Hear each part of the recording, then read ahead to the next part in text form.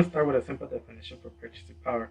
Purchasing power expresses the value of money defined by the amount of goods it can buy.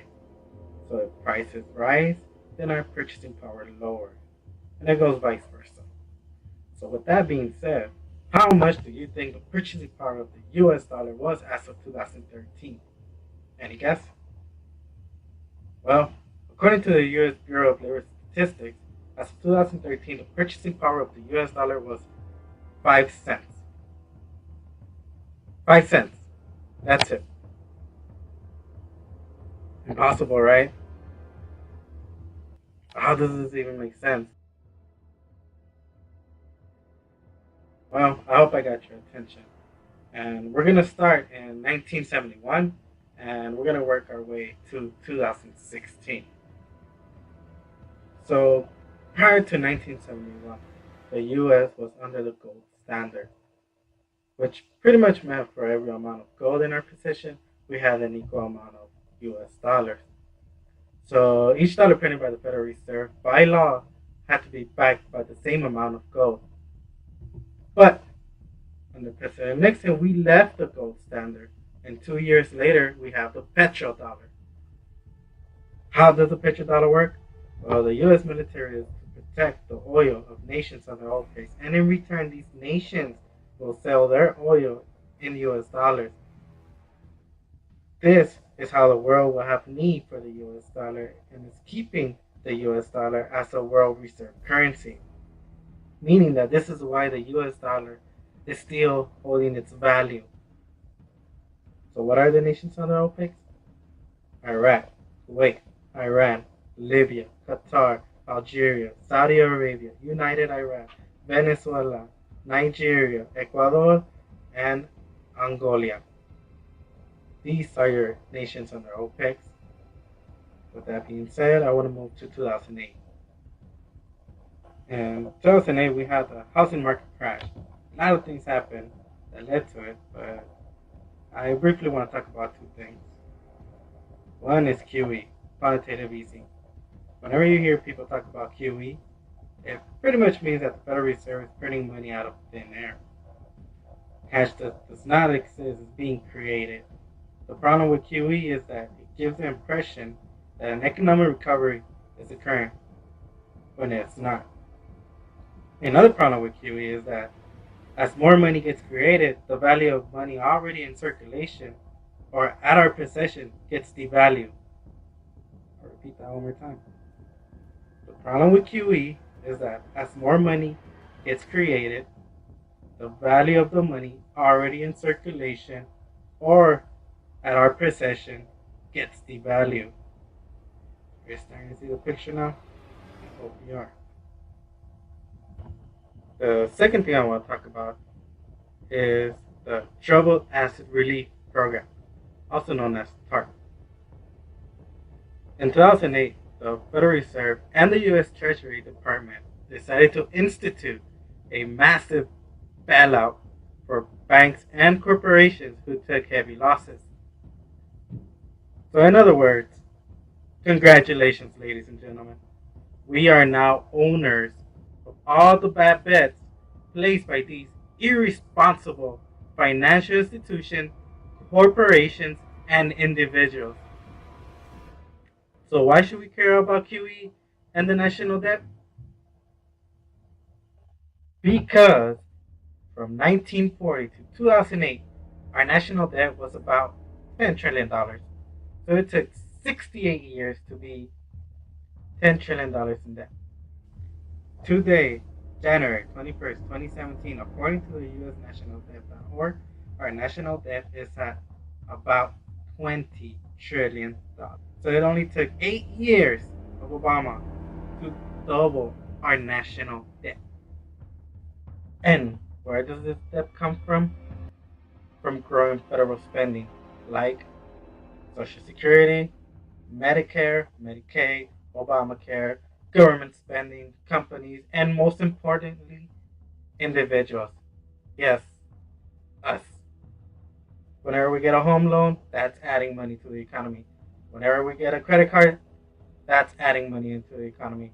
And whenever we get a Student loan, that's adding money into the economy.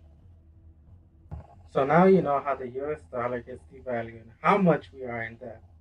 With this information, I hope you are able to understand the next sentence put by the Federal Reserve, a private institution that's the central bank system of the US and is in charge of our monetary policies.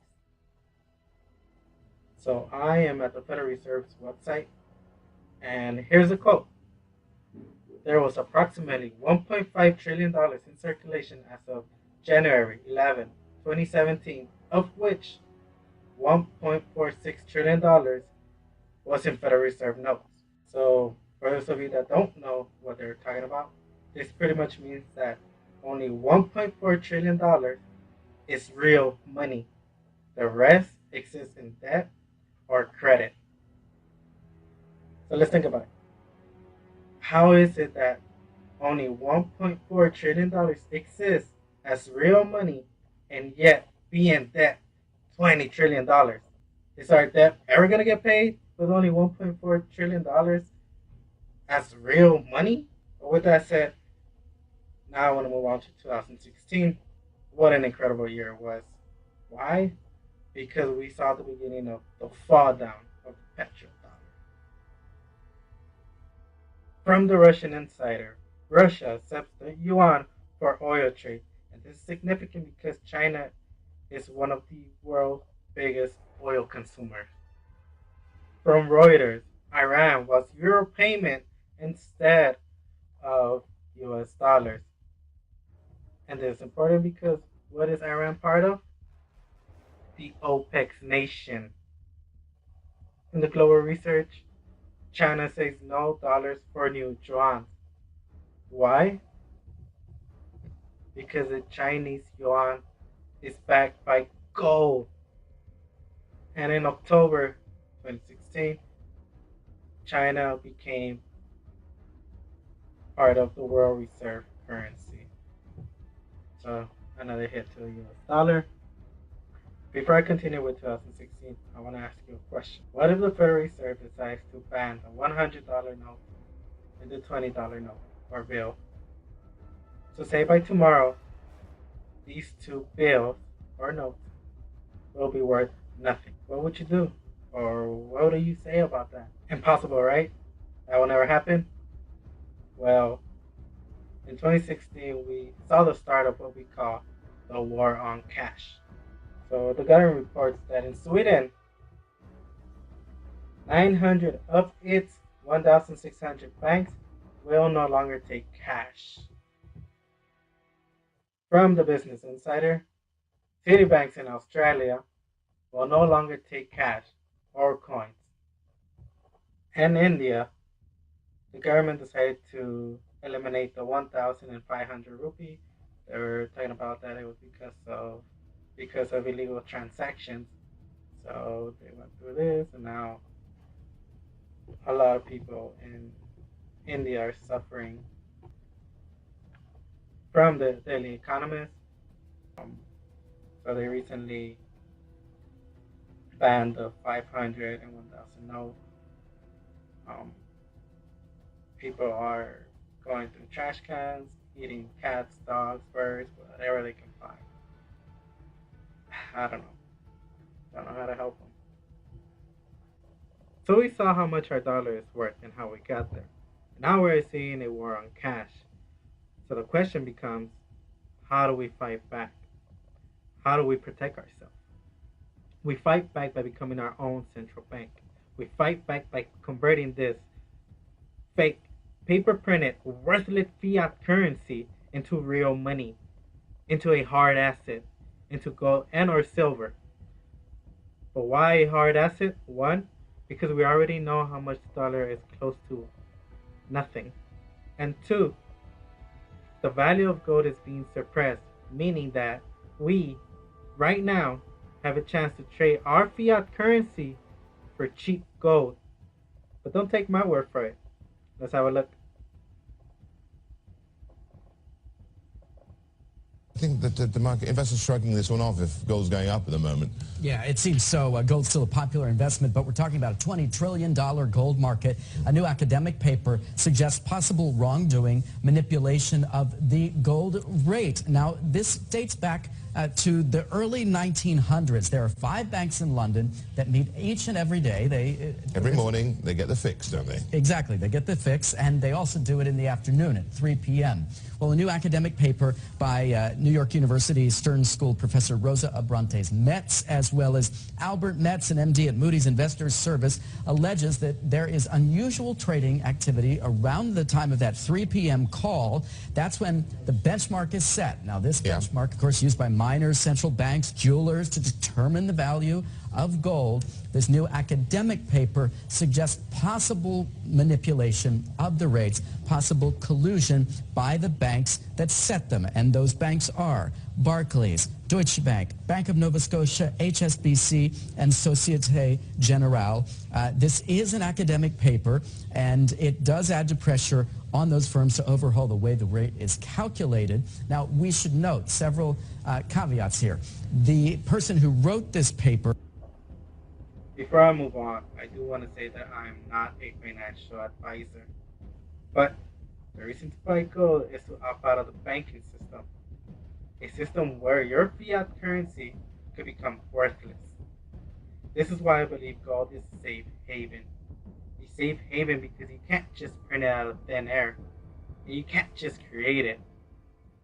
The dollar used to be backed by gold. It was gold that had the dollar. It's like everybody has tethered their ships to the Titanic of currencies. And so we're all going to go down.